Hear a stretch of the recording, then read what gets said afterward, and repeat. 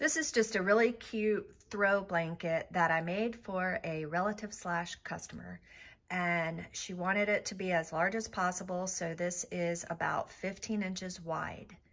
And I used overlapping layers of WSS, also called topper. In this case, it's the clear one that is used to put on top of certain fabrics so that it doesn't get buried into the fabric. So what I have now is what's left of that WSS. And just to show you what the roll looks like, here's what the roll looks like. This is a large roll, but I still had to use 2 pieces of it. It's perforated every so many inches, and I just tore off 2 pieces, overlapped where they needed to be overlapped, and then used that to cover the top of the material before I hooped it. And I like hooping the WSS as well, not just laying it on top. It just makes it easier to control while it's embroidering. So I have extra bits of the topper in the design that hasn't come out when I pulled away all the excess topper. And what I want to do now is just show you a quick tip on how to remove the rest of this topping.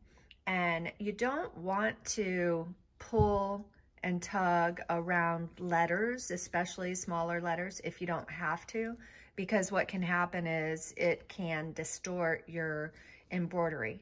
So what I've done is I have this flour sack type of towel. It's really big. I took it to the sink and got it wet, so it's not dripping wet, but it's wet. You could also use a paper towel, but I like using the flour sack cloths because they don't have any lint. So it's nice and wet, and then I have an iron. It's set to the wool setting, which is the one on my iron. It's before cotton, so I've got that set to wool, and I'm just going to apply some heat to my wet flour sack towel over the design, and this is going to help take out that sticky topper. I don't have to use the iron. I could just use the wet cloth and dab it, but I found that using the iron just speeds up the process. If you're working on an item that cannot be ironed, then just get your flour sack towel wet or any lint-free type of towel, and then you can just do the same thing. It just may take a little longer. So now I am folding the towel over in a different position so that it's not, I want that sticky stabilizer to be on the inside. I don't want to put my iron directly to that, you know, so that's why I like these flour sack towels. They're really big and I can just keep folding it differently.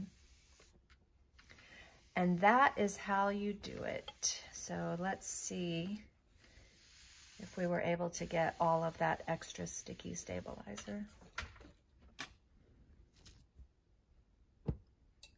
And I still see some of it. I still see a little bit right in here.